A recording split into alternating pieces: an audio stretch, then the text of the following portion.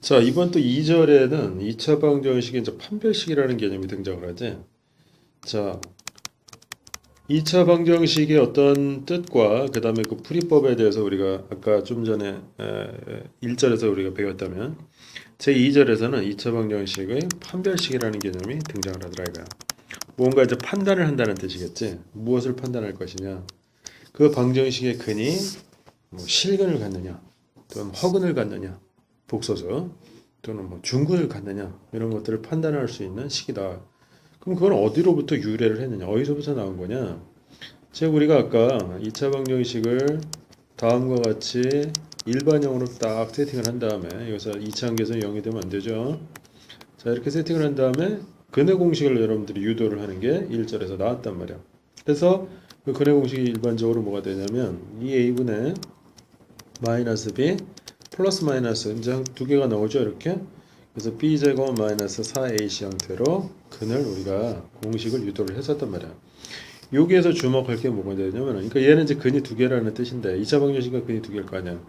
2a분의 마이너스 b 플러스 루트 요 안에 있는 요 부분은 이제 향후 뭐라고 쓸 거냐면 d 판별식의 discriminant 판별식의 그 기호 d자를 써가지고 이걸 d라고 이렇게 쓸 거야.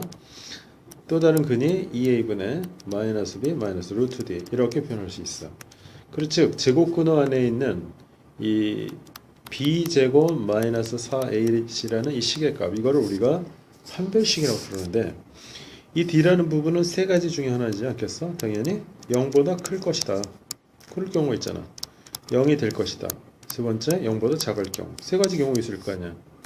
그런데 첫 번째 경우 0보다 클 경우에는 그 근이 어떻게 되냐면은 아까 2a분의 마이너스 b 플러스 루트 d와 2a분의 마이너스 b 마이너스 루트 d 이렇게 서로 다른 두 실근 다른 두 실근이 나온다는 얘기지. 맞잖아. 그런데 d가 만약에 0이었어. 그러면 그 근은 2a분의 마이너스 b 하나밖에 생성이 안 되겠지. 이때 우리 이거를 중근이라고 부르겠지. 자, 실근이겠지. 당연히. 그 다음에 d가 0보다 작은 경우는 2a분의 마이너스 b 플러스 마이너스 루트 t 요게 음수가 되는 경우는 우리가 복소수 단원에서도 배웠듯이 d 루트 제곱근에 있는 게 이게 음수가 되는 경우가 있다. 이거는 뭐라고 그랬어? 이거는 복소수의 범주다. 즉 허수의 범주다 이거야. 그러면은 그 근은 서로 다른 두 근이 맞긴 맞는데 이거를 우리가 실근이라고 부르지 않고 분명 이런 형태로 i 이런 형태로 복소수 형태로 만들 거 아니야. 그러니까 이거는 실근의 범주가 아니다. 즉 허근이다. 복소수다. 그래서 이거를 서로 다른 두 허근이 나오더라.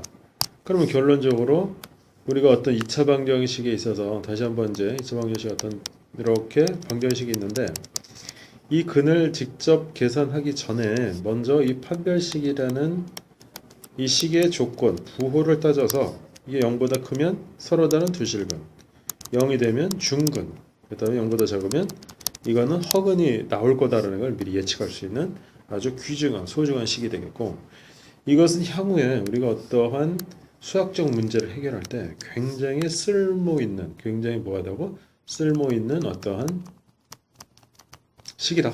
쓸모있는 어떤 개념이다. 많이 응용이 된다. 많이 응용되니까 그 개념을 우리가 잘 익혀둬야 된다. 이런 뜻을 가지고 있어. 자, 그래서 이러한 이제 그 3절에서는 이제 이런 판별식이라는 개념이 등장을 했고, 그럼 3절에서는 이제 당연히 뭐가 등장하냐면은 2차 방정식의 근과 무슨 관계? 계수와의 관계가 등장한다. 계수의 관계가 등장한다. 이런 얘기를 할 수가 있다. 근과 계수의 관계. 자, 다시 아까 그 기본적인 이제 일반형으로 어떤 방정식을 다음과 같이 우리가 썼을 때 근이 나왔을 거 아니야. 근의 공식에 의해서. 자, x가 2a분의 마이너스 b 플러스 루트 d. 자, d는 이제 뭐 아까 간략하게 쓰는 거 판별식으로 루트 d 이런 식으로 돼 있을 것이다.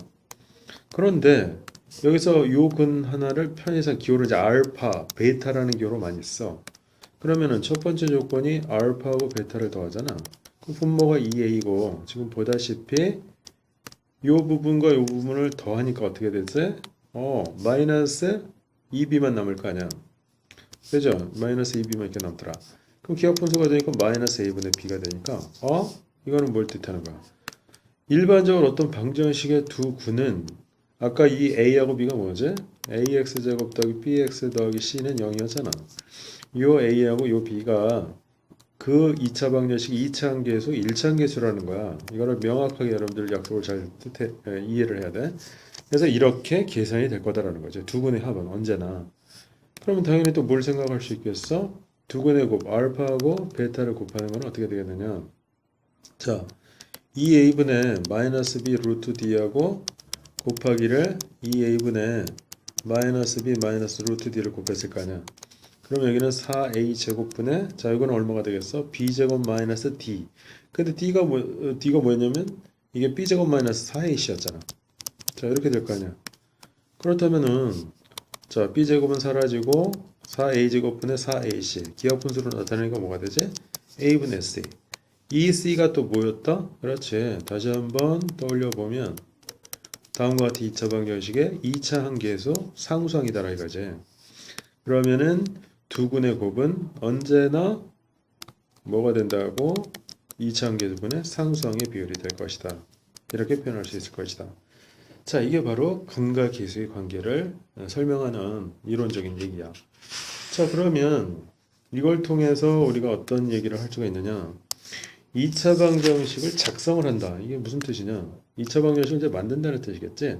즉 어떤 근을 알았을 때 2차 방정식을 거꾸로 작성한다. 만든다. 이런 표현을 쓸 수가 있어. 2차 방정식의 작성, 만들기라는 뜻이지. 즉 어떤 방정식이 있는데 2차 방정식인데 2차 함계수가 a야.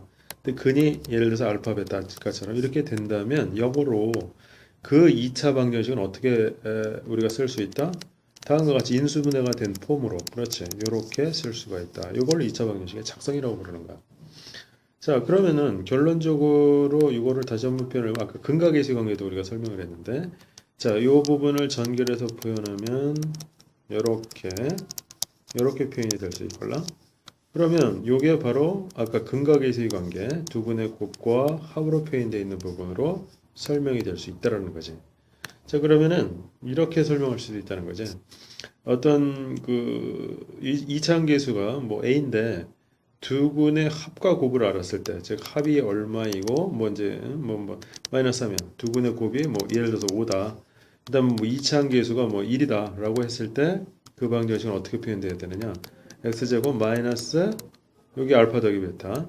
그다음에 알파 곱하기 베타가 이렇게 되니까 결과적으로 뭐가 된다? x제곱 더하기 3x 더하기 5는 0이 되는 방정식이었다라고 거꾸로 방정식을 만들어낼 수 있다라는 거지. 자, 이게 이제 근과 계수의 관계의 원리를 이용해서 우리가 표현할 수 있다는 거지. 그 다음에 이제 또 중요한 용어 중에 하나가 등장하는 게 뭐냐면 켤레근이 등장을 합니다. 켤레근이라는 거. 켤레는 건 우리가 이제 뭐 복소수에도 한번 나왔던 용어지. 2차 방정식의 켤레근이라는 개념이 나오는데 이것도 중요한 이론 중에 하나예요. 어떠한 그러할 수밖에 없는 근거를 설명할 수 있는데 2차 방정식에서 그 근의 형태는 그 계수가 무엇이냐에 따라서 그러니까 첫 번째는 ax 제곱 더하기 bx 더하기 c는 0이라는 방정식이 있는데 2차 방정식이 있는데 여기 계수에 해당되는 얘네들이 모두 유리수라는 전제 조건이 있어야 돼. 그러면은 이 방정식의 근 중에서 하나가 뭐 p 더하기 q 곱하기 루트 m처럼 무리수 형태로 됐다. 그럼 나머지 한 거는 반드시 이런 형태가 돼야 된다는 얘기야. 무리수. 켤레 이제 여기 두 개의 관계가 이제 켤레라는 거지. 왜 그럴 수밖에 없냐면 근과 계수의 관계 때문에 이게 성립이 되는 거지. 왜냐면 이 두 근 알파하고 베타를 더하면 2p. 그다음에 두 근을 곱하면 여기서 물론 p하고 q는 여기는 유리수가 돼야 되겠어.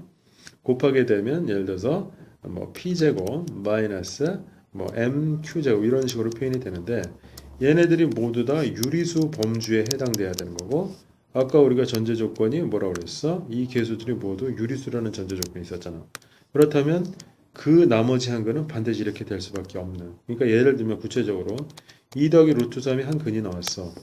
그런데 그 2차 방정식의 계수가 모두 유리수라는 전제 조건이 있다. 그럼 나머지 한 근은 켤레로서 요렇게 부호가 무엇이 변하느냐를 여러분들 주목할 필요 있어. 왜 마이너스 루트 3이 꼭 돼야 되느냐? 두근의 합 더하면 4.